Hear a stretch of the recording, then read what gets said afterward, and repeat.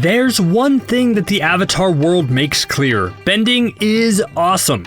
To have control over one of the elements comes with some major perks, but looking at all the different variations of bending, it's clear that some are way more OP than others. I think just looking at some of the benders we've seen on the show, there's one bending style that's definitely better than the rest. The art of bloodbending is not just creepy, it's also insanely powerful. You try fighting a bloodbender and see how that goes. But is that really the best one? Check out today's video as I break down all the different enhanced bending styles on the show to see which reigns supreme. Let's get into it right now. Avatar the franchise did a great job in showcasing how the elements adapted and evolved over time. All 4 primary elements eventually got a neat addition to them, something with a little bit of extra flair. But after examining all the different unique bending styles, I've come to the conclusion that bloodbending is the best one. And no, that's not just because there's a creepy old woman standing behind me bloodbending my vocal cords to make me say whatever she wants. That would be crazy. Oh, and there is no war in Ba Sing Se. Anyway, when people talk about the most powerful bending styles, I think water's often overlooked, and I thought that way at first too. But as I've rewatched the show again and again and again, I've come to have a new appreciation for waterbending. It can be devastatingly powerful if used correctly, but also give you a strong defense. Plus, the healing abilities of water gives waterbenders a serious edge, so it's not surprising that their bending evolution was one of the best and most terrifying. It seems every upgrade or evolution in one of the primary bending styles comes from great trauma. Zahir learned to fly after he watched his love Pali blow herself up. Toph invented metal bending after being trapped in a confined space for too long. So how did bloodbending get started? Well, that's where Hama comes into play. Hama was a waterbender from the Southern Water Tribe who was captured by the Fire Nation during one of their raids and thrown in prison. Now, the Fire Nation in the show were pretty smart when it came to their prisoners. They made sure to keep certain elements away from the benders and took extra precaution with the waterbenders. For example, they purposefully kept humidity to a minimum and chained their arms and legs when giving them drinking water. Hama was subject to horrible conditions, but it wouldn't stay that way. Every month, Hama would feel herself grow stronger thanks to the full moon, and realized if she was going to escape, it would be during one of those nights. She found during the full moon she could manipulate the bodies of the elephant rats around her by bending the water in their blood. She didn't care how brutal or unethical it was. She was only consumed with one thought: revenge. So even though it took years of practicing only on full moons, Hama developed her skills enough to become a full-on bloodbender, and then bloodbended the guard at her cage to release her. And it wasn't enough for Hama to just escape and go home either.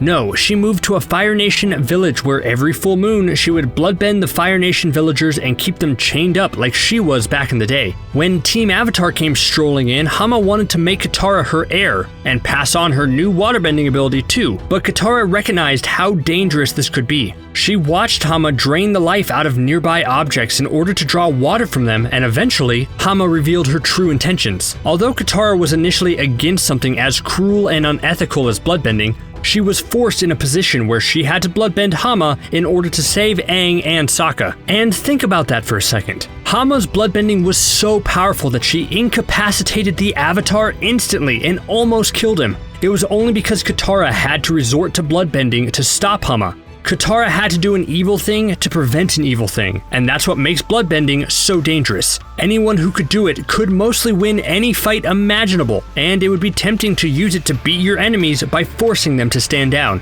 And Katara vowed to never use it again. She recognized the danger and knew it was a dark bending style she shouldn't mess around with. Of course, we know Katara used it again. While hunting the man who killed her mother with Zuko, Katara used the bloodbending on a full moon to unleash her fury. When the anger and the rage took over, Katara didn't stop to think about the moral ramifications of bloodbending. Yeah, it proved you should not mess with Katara on any day, but especially not on a full moon. And you would think there was a balance to bloodbending. Like, sure, it was an incredibly dangerous art form and effective bending style that only really powerful waterbenders could use. But also, it could only be done on a full moon. Well, I hate to break it to you, but things change. If there's anything we've learned from bending in the Avatar world, it's how it's so prone to evolution and drastic changes. It starts with an anomaly, but then grows into something more powerful and generally accepted.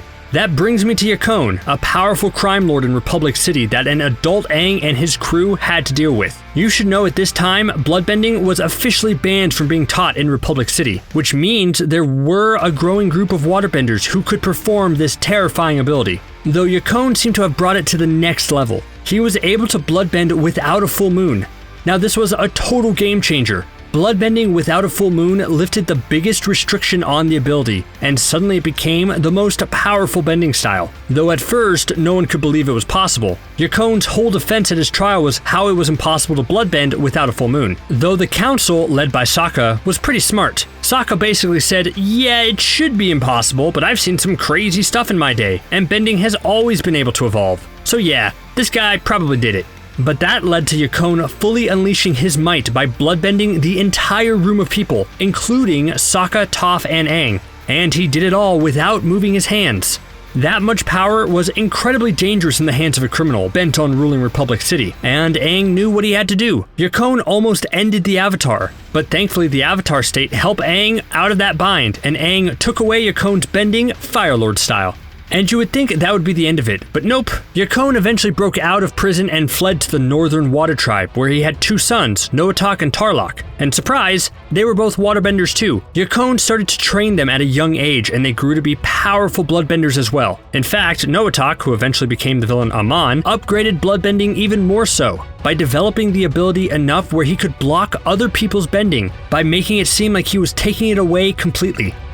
That's why I think bloodbending is the most OP bending style. Not only is it one of the most powerful, most devastating, most deadly types of bending you could do on a person, but it also continues to grow and evolve in such a short period of time. It went from Hama using bloodbending on a full moon to exact revenge on the Fire Nation, to Amon using it to seemingly take away bending away forever, all in less than 100 years. That's a crazy change. It makes me wonder where bloodbending can evolve to next. What would happen if the Avatar decided to start using bloodbending? It must be tempting, right? The ability to incapacitate your foes before they can attack could potentially save a lot of lives, but at a potentially terrible moral cost. And if a normal bloodbender like Yakone could control an entire room without using his hands, then how powerful would the Avatar be if they used the ability? Could they control the entire city by going into the Avatar state and bloodbending everyone? Kind of a scary thought, right?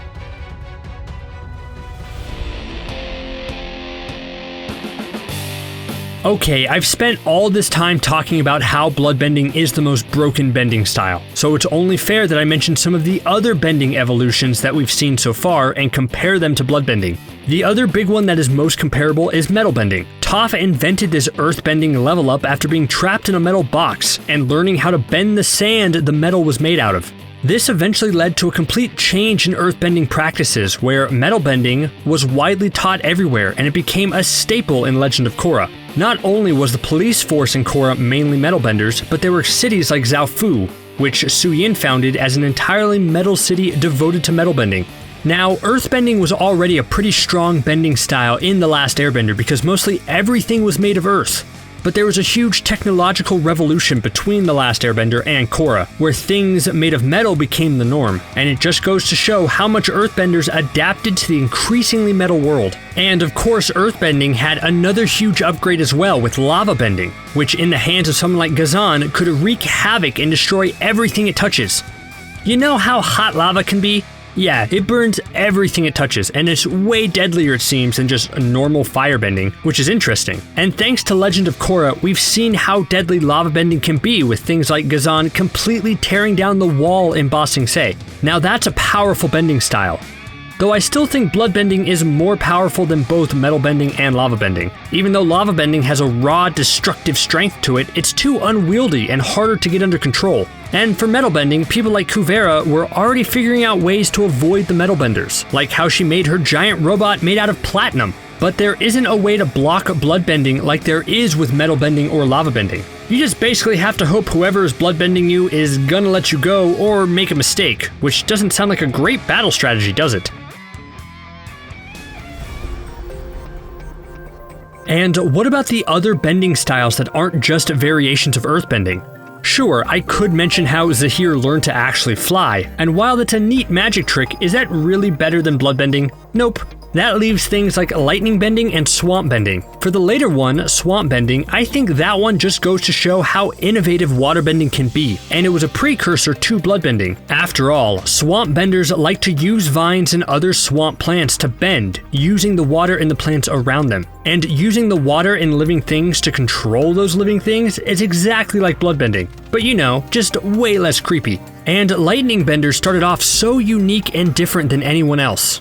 In The Last Airbender, lightning bending was incredibly rare and insanely powerful, but as we saw in Korra, it sort of lost a lot of its shine compared to the others. In fact, lightning bending seemed to grow to be commonplace amongst firebenders, and was used mainly to generate power for the cities. Like it was someone's job to lightning bend all day for work. It makes sense given the technological advancements of the city, but it was disappointing to see such a powerful bending style in the original show lose its spark in the sequel series. Again, this is why bloodbending is the most overpowered bending style. It's not only powerful enough to take down any foe, but it's continuing to grow and evolve over the years to new heights we couldn't ever imagine. Just think where bloodbending will be in another 70 years.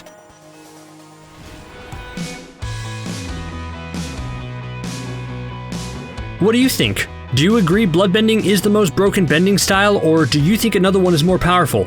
Let us know in the comments below, and be sure to hit that subscribe button for more awesome Avatar content like this. Thanks for watching CBR, see you next time.